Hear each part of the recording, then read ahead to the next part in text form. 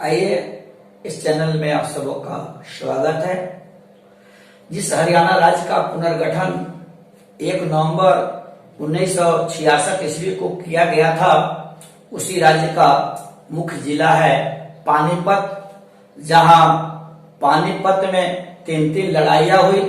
3 लड़ाइयां होने की वजह से पानीपत एक ऐतिहासिक जगह बन गया है और इस पानीपत की दूरी दिल्ली से लगभग 95 किलोमीटर है। तो आइए, यहाँ 3 लड़ाइयां हुई, जिसे हम पानीपत की पहली लड़ाई, पानीपत की दूसरी लड़ाई और पानीपत की तीसरी लड़ाई के नाम से जानते हैं। तो आगे हम पहले पानीपत की पहली लड़ाई के बारे में देखें। बाबर का पूरा नाम जहीरुद्दीन बाबर था। वह काबुल का शासक था। वह फरगाना और समरकंद का शासक होना चाहता था, लेकिन वह सफल नहीं हो पा रहा था और सिर्फ काबुल का शासक रहना उसके मन के अनुकूल नहीं हो पा रहा था। अतः वह भारत की ओर आक्रमण करना चाहता था। भारत में जो आक्रांता आए थे उसकी कहानियों को वह पढ़ चुका था और काफी करीब से देख चुका था, अर्थात मोहम्मद गजनवी, मोहम्मद गोरी और नादिर शाह की कहानियों को वह सुन चुका था, अर्थात वह भारत की ओर आने की तैयारियां कर ही रहा था। इसी बीच भारत के तत्कालीन शासक इब्राहिम लोदी का भाई और यहाँ का राजपूत नेता राणा सांगा दोनों ने 1523 में इन लोगों ने निमंत्रण भेजा। इस निमंत्रण को पाकर बाबर की खुशियों का ठिकाना ही नहीं रहा और वह भारत पर आक्रमण करने की तैयारियां करने लगा। वह 1524 में भी भारत पर आया, कुछ भागों को जीता और फिर 1525 ईस्वी में वह तलहटियों को पार करता हुआ अपने 15,000 सैनिकों के साथ 21 अप्रैल 1526 ईस्वी को पानीपत के मैदान में आ डटा, जिसके जवाब में भारत का तत्कालीन बादशाह इब्राहिम लोदी, जो विशाल सेना के लिए प्रसिद्ध था, लगभग उस बाबर की 15,000 सैनिकों के जवाब में इसने 1 लाख लगभग 30,000 सैनिकों को उतारने का काम किया। इनके पास हाथियों की संख्या काफी थी। ऐसा लग रहा था कि पानीपत के मैदान में बाबर और इब्राहिम लोदी के बीच जो सेनाओं की मुलाकात हुई, अर्थात 21 अप्रैल 1526 को जो मुलाकात हुई, ऐसा लग रहा था, ऐसा नजारा दिख रहा था कि इब्राहिम लोदी की सेना के समक्ष बाबर की सेना नहीं टिक पाएगी। लेकिन बाबर अपने सैनिकों को इतना कुशल बना दिया था कि बाबर का हौसला अभी भी बुलंद था और जब लड़ाई हुई तो इस 15,000 सैनिकों के समक्ष इब्राहिम लोदी की सेना नहीं टिक पाई। अर्थात 21 अप्रैल 1526 ईस्वी को पानीपत की जो लड़ाई हुई उसमें बाबर की जीत हुई और तत्कालीन शहंशाह इब्राहिम लोदी की हार हुई। इब्राहिम लोदी की हार का सबसे प्रमुख कारण यह था कि भारत में बाबर प्रथम बार ऐसा आक्रांता था जो अपने साथ तोपखाने को भी लाया था, बारूदों को भी लाया था और अग्न्यास्त्रों को भी लाया था।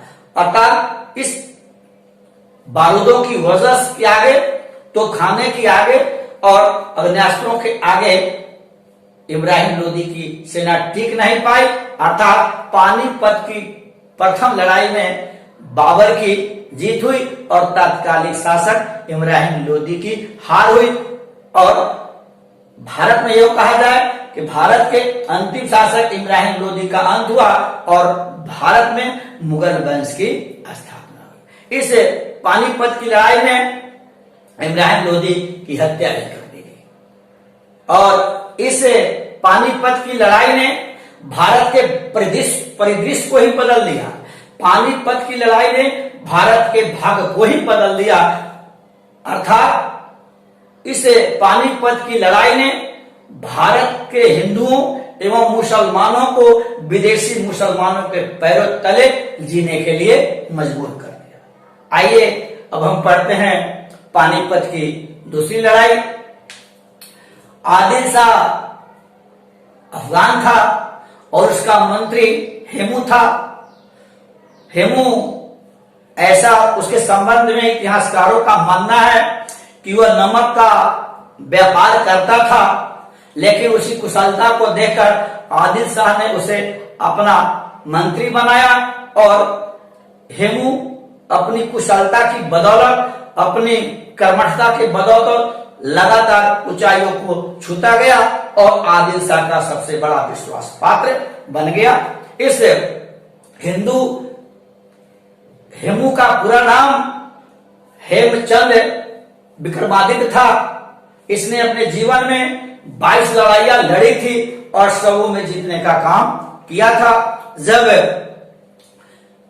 हेमू ने पंजाब पर अधिकार कर लिया, तुगलकाबाद पर भी अपना अधिकार कर लिया, तो दिल्ली पर जब अधिकार कर लेने के बाद तब अब मैं भारत का शासक नहीं रह पाऊंगा, लेकिन उसके पास इधर हेमू की कर्मठता को देखकर मुगल सेना भी डर रही थी, क्योंकि हेमू अपने जीवन में काफी लड़ाइयों को जीत चुका था।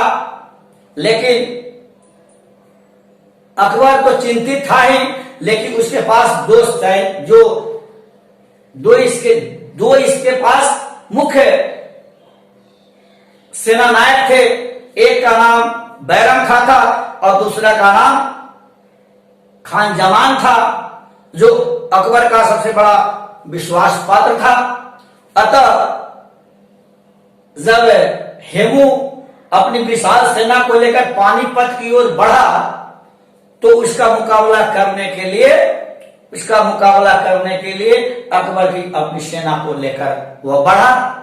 लेकिन ऐसा लग रहा था कि हेमू विक्रमादित्य की जीत होगी, लेकिन जीत एक तीर की वजह से विक्रमादित्य की जीत हार में तब्दील हो गई, क्योंकि एक तीर हेमू की आंखों में लगने की वजह से, दाई आंखों में लगने की वजह से वह लुढ़क कर नीचे गिरा और उसकी मृत्यु हो गई, जिसकी वजह से 5 नवंबर 1556 ईस्वी में हेमू और अकबर के सेना के बीच जो लड़ाई हुई, इसे हम पानीपत की दूसरी लड़ाई के नाम से जानते हैं, जिसमें आंखों में तीर लगने की वजह से हेमू घायल हुआ, गिरा और उसकी मृत्यु हुई। अर्थात पानीपत की दूसरी लड़ाई में अकबर की जीत हुई और हेमू की हार क्या हुई, पराजय हुई और उसकी मृत्यु हुई हो गई। और जब हेमू की मृत्यु हुई तो उसका जो अकबर का संरक्षक बैरम खां था, वह काफी क्रूर था। वह अकबर से पूछा क्या इस सर को अलग, इसके धड़ से अलग कर दिया जाए। तो अकबर ने कहा कि नहीं, इसे ऐसा नहीं किया जाए। उसके बावजूद भी बैरम खान नहीं माना और हेमू के सिर को काटकर काबुल भेजने का काम किया, ताकि वहां के लोग उस पर तौबा कर सके। और इसी क्रूरता का परिणाम यह हुआ, 1556 में 5 नवंबर 1556 में पानीपत की दूसरी लड़ाई में जब अकबर की जीत हुई, इसने हेमू को कत्ल करने का काम किया, तो इसका बुरा नतीजा यह हुआ कि ठीक 5 वर्ष बाद जो बैरम खां अपने को अकबर का विश्वास पात्र मानता था, उसकी हत्या 1561 ईस्वी में कर दी गई। अब हमको पढ़ना है पानीपत की तीसरी लड़ाई। तीसरी लड़ाई अहमद शाह अब्दाली अफगान था और मराठों के सरदार थे दत्ता अली सिंधिया। 1760 में अहमद शाह अब्दाली ने दत्ता अली सिंधिया की जब हत्या कर दी, तो तमाम मराठा जो सैनिक था वह काफी उतावला हो गई और अहमद शाह अब्दाली का मुकाबला करने के लिए, अपने दत्ता जी सिंधिया की हत्या का बदला लेने के लिए तमाम मराठा सैनिक अर्थात 45,000 मराठा सैनिक पानीपत की लड़ाई की ओर चल पड़े और जहां अहमद शाह अब्दाली और मराठों के बीच अर्थात 14 जनवरी 1761 ईस्वी को दोनों के बीच घमासान लड़ाई हुई, जिसमें अहमद शाह अब्दाली की जीत हुई और मराठों की हार हो गई। इस तत्कालीन उस समय बालाजी थे। बालाजी इस हार को बर्दाश्त नहीं कर सके और हार को बर्दाश्त नहीं करने का सबसे बड़ा वजह यह था, बाजीराव हार को बर्दाश्त नहीं कर सके और सबसे बड़ा उनकी मृत्यु का कारण यह बना, उसे 45,000 22,000 तो सैनिक मूली गाजर की तरह काट डाले गए थे और जो बंदी बनाए लिए गए थे अहमद शाह अब्दाली के द्वारा, एक करके सभी का जबह कर दिया गया। अर्थात 14 जनवरी 1761 ईस्वी को पानीपत की तीसरी लड़ाई हुई, जिसमें अहमद शाह अब्दाली की जीत हुई और मराठों की हार हुई। इस लड़ाई ने भारत की तकदीर को पूरी तरह झकझोर दिया, अर्थात भारत को आर्थिक तंगी की स्थिति में ला दिया। जय हिंद।